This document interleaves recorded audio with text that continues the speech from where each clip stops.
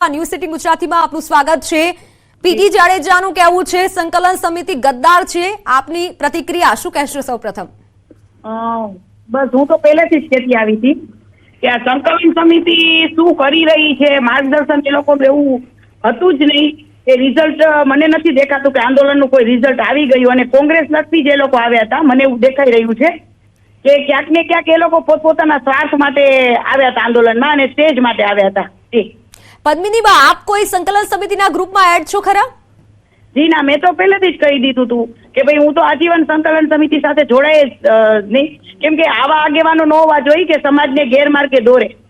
અને પદ્મિની બા, આપ શું કહેવા માંગશો સંકલન સમિતિ સામે કે અંદર શું રંધાઈ રહ્યું છે, જે ક્યાંક એક પછી એક નિવેદનો આવી રહ્યા છે અને તે બહાર આવી રહ્યું છે? હવે અંદર તો જે રંધાઈ રહ્યું હોય એટલે તો એ લોકો મને દૂર રાખતા હતા કે અને મેં તો કોઈ દિવસ સંકલન સમિતિને મારા ભાઈઓ ને બહેનો જ માન્યા હતા, પણ હવે ખ્યાલ નથી એ લોકોએ જ પહેલેથી એવું વર્તન કર્યું હતું કે ભાઈ પદ્મિની બા એને દૂર રાખી એમ આમ, એટલે મને તો કઈ બધું અંદરો અંદર થતું જ હતું। મને તો ખ્યાલ જ હતું કે ક્યાંક ને ક્યાંક કોઈક દિવસ તો બહાર આવશે અને એ બહાર આવ્યું છે, પણ આજે પણ પીટીમાં મને કેટલા બધા ફોન ગયા હશે કે ભાઈ આપ સમાજનું ખરાબ લગાડી રહ્યા છો, આપણે જે પણ હશે અંદરો અંદર પતાવી દઈ છીએ, આપ બહાર આવું ન બોલો। તો પછી એ તો હવે એ લોકો જાણે શું થઈ રહ્યું છે અંદર। જી બિલકુલ। અને પીટી જાડેજાનું કહેવું છે કે કોઈક એવું ગદ્દાર છે સંકલન સમિતિમાં કે જેને આ રીતે ઓડિયો ક્લિપ પણ વાયરલ કરી છે, આપ અનુમાન લગાવી શકો છો એ કોણ હોઈ શકે છે? હવે મને તો કઈ ખ્યાલ નથી કોણ હશે, જે હશે એ તો સામું આવવાનું જ છે અને સમાજ સાથે ગદ્દારી કરી છે આ લોકો, એક રમત જેવું કરી નાખ્યું આંદોલન।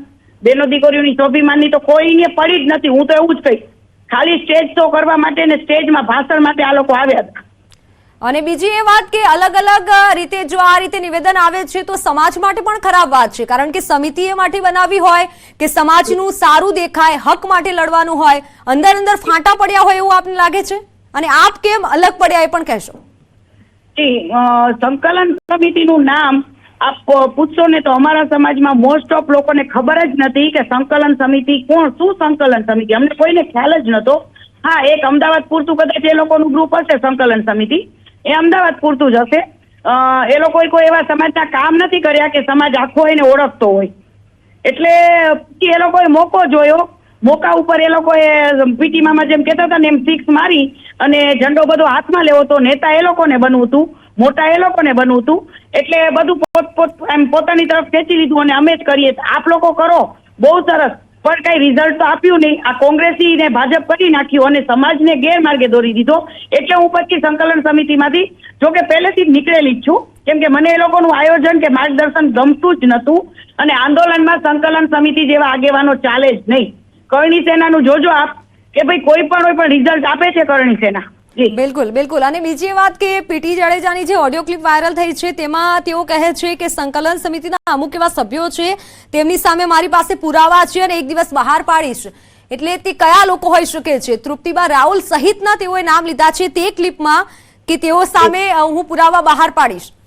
હા, પણ જો તૃપ્તિબા રાહુલ એક બેન છે, મારા પણ નાના બેન છે, એક દીકરી છે, એના વિશે હું કઈ નહીં કહી શકું કે ક્યાંક ને ક્યાંક એક મર્યાદા હોય છે બેન દીકરીઓની, તો એ આપણે ન બોલવું જોઈએ મારા મત હિસાબે, કે આપણે એક સ્વાભિમાનની લડત આપણે બીજા કોક સાથે લડી રહ્યા હતા અને આજે આપણે એક બેન દીકરીઓનું, આપણા જ બેન દીકરીઓનું હું બોલું તો એ મને પણ શોભા ન દે, એટલે જે પણ વર્તન મારી સાથે થયું છે હું લેટ ગો કરું છું। ક્યાંક ને ક્યાંક થયું જ છે મારી સાથે બહેનો દ્વારા જ વર્તન, કે એ લોકોને એવું જ હતું કે પદ્મિની બા ઘરે જ બેસે ને સ્પીચ મને આપવામાં પણ રોકાણ ક્યાંક ને ક્યાંક થઈ રહ્યું હતું બહેનો દ્વારા। જી, નહોતી જગ્યા મળી સંકલન સમિતિમાં? કોઈ ના, જગ્યા નથી મળી એવું નતું, જગ્યા તો મને 100% મળી જાત, પણ મને આ લોકોનું વાતાવરણ જોઈને મેં ખુદે એવું કહ્યું હતું કે ભાઈ મને ઇન્ટરેસ્ટ નથી, કેમ કે એ લોકોનું વાતાવરણ એવું હતું કે અમે જે કહીએ અમે બોલીએ, અમે જ બોલીએ, આપણું કોઈ માર્ગદર્શન કે આપણે કઈ જે પણ કઈ આપણું પોતાનું વક્તવ્ય આપવું હોય તો એ લોકો એમ કહેતા હતા કે ના અમે જેમ કહેશું એમ જ કરવાનું છે। જી। અને તમારે પીટી જાડેજા સાથે કોઈ વિવાદ છે ખરો? જી ના, હું પીટી મામાને ખાલી એટલું જ કહેતી હતી કે મામા સાહેબ જે પણ હોય આપ અમારી પાસે કંઈક અલગ બોલો છો, ત્યાં કંઈક અલગ બોલો છો, તો એક સ્ટેન્ડ હોવું જોઈએ વ્યક્તિનું કે ભાઈ જે પણ હોય સ્પષ્ટ બોલો। પછી અત્યારે આપ આવું બોલી ગયા પીટી મામા, હવે એમને પાછું લઈ લીધું તો પછી બોલવું જ નતું ને. બિલકુલ જી. વાત તો એ જ પછી બોલવું વાત એ જ નતું છે. ને. જી. બિલકુલ વાત એ પછી જ છે બોલવું કે નતું. ક્લિપ વાયરલ તો આ- થઈ તેમાં કંઈક અલગ બોલે છે પીટી જાડેજા અને હવે સ્પષ્ટતા કંઈક અલગ કરી છે રાજીનામાની. આજે એટલે હું એ જ કહું છું, કોઈ પણ સ્ટેન્ડ લ્યો, આપણે કોઈ નાના નથી, બરાબર છે, તો કોઈ પણ સ્ટેન્ડ લ્યો તો સમજી વિચારીને લ્યો, અને જે ખુલાસો પાડવાનો હતો તો પછી પાડી જ દેવાનો હોય ને, બરાબર, તો પછી બોલવાની જરૂરત જ નથી. એટલે ક્યાંક ને ક્યાંક બીજા સમાજો અમારા સમાજને હાસ્ય પાત્ર બની ગયો છે, બીજા સમાજ હસી રહ્યા છે, એક તો આંદોલનની પથારી ફેરવીને આ લોકો બેસી ગયા છે, એટલે આમાં આગેવાનો આવા બધા હોય તો સમાજની હાલત શું થાય. બિલકુલ બિલકુલ અને બીજી એ વાત કે જ્યારે સમિતિ ઉપર લોકો આટલો વિશ્વાસ કરે છે, ક્ષત્રિય સમાજનો આટલો વિશ્વાસ છે કે અમને ન્યાય અપાવશે આ સમિતિ, પરંતુ સમિતિમાં તો અંદર અંદર જ વિખવાદ છે અને એક એક ઓડિયો ક્લિપ વાયરલ થઈ રહી છે. હવે સમિતિમાં બધા એટીટ્યુડ ઈગો વાળા છે, બરાબર છે. સમિતિમાં કોઈ એવા નથી કે આપણે બધા એકતા, આપણે બધા નાનો માણસ પણ અમારી માટે સરખો, મોટો માણસ પણ અમારી માટે સરખો, એવું નથી, બરાબર છે.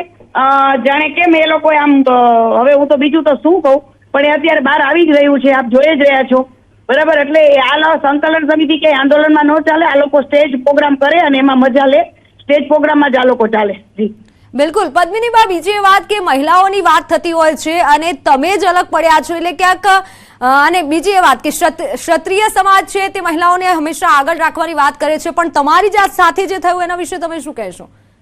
જી, બહુ જ ઈર્ષા, કેટલી બધી ઈર્ષા કે આજે એક લેડી આગળ આવે છે એ કોઈને ગમતું જ નથી. એટલે મારા ક્ષત્રિય સમાજને એવું નથી, જે આવા અમુક આગેવાનો, આવા તત્વો, અમુક સમાજના એવા તત્વો પણ છે કે જેને એક લેડી આગળ આવી હોય અથવા તો પોતાથી કઈ ન થઈ શક્યું હોય અને વાહ થતી હોય કે ભાઈ એ ઈર્ષા દેખાઈ રહી છે. આપ પણ જોઈ રહ્યા છો કે મારી સાથે થોડા ટાઈમમાં કેટલું બની ગયું છે. જી, આપ અમુક તત્વોની જે વાત કરી રહ્યા છો કે અમુક એવા છે કે જેને આવું છે, તેનું નામ આપ લઈ શકશો કે કોણ એવું છે? કેમ કે પીટી જાડેજાએ પણ એક વ્યક્તિની વાત કરી છે કે જે ગદ્દાર છે અથવા તેને લીક કરી છે આવી ઓડિયો ક્લિપ, તો કોઈ એક એવું તો હશે. જી, એ સંકલન સમિતિનું એ વ્યક્તિ નથી, એ તો ક્યાંક અમારા સમાજનું જ વ્યક્તિ છે, જે મારા મિસ્ટરને ફોન કરી અને ચડાવવાની કોશિશ પણ કરતા હતા. એ મારા અને ઘરે જ હતા મારા મિસ્ટર, અને ત્યારે જ ફોન આવેલો, પણ હું ક્યાંક સમાજની હિસાબે અમે એને પહોંચી વળીએ છીએ, અમે જવાબ આપી દઈએ છીએ. એટલે જે આગળ આવે એના ફેમિલી ઉપર આવી જવું, એની ફેમિલીને બદનામ કરવી, આ ઈર્ષા ભાવના એક ચોખ્ખી દેખાઈ રહી છે, પણ મારા મિસ્ટર એને વ્યવસ્થિત મારા સનેન બે જવાબ આપી દીધો છે. જી, બિલકુલ. પરંતુ એ તો કદાચ તમારી અંગત વાત હોઈ શકે. અત્યારે આપણે સંકલન સમિતિની વાત કરીએ. પીટી જાડેજાએ પેલા ઓડિયો ક્લિપ વાયરલ કરી, પેલા ગ્રુપમાં મૂકી અને હવે તેઓનું કંઈક અલગ જ નિવેદન સામે આવ્યું છે. એટલે એ જ હું કહું છું કે પીટી મામાએ તો પછી બોલવું જ નહોતું. જો આપ બોલો છો કે હું આ બધાના પર્દાફાશ કરીશ, તો હવે આ આખું બીજા બધા સમાજ પણ વિચારશે કે શું પર્દાફાશ છે. જી, તો જે હોય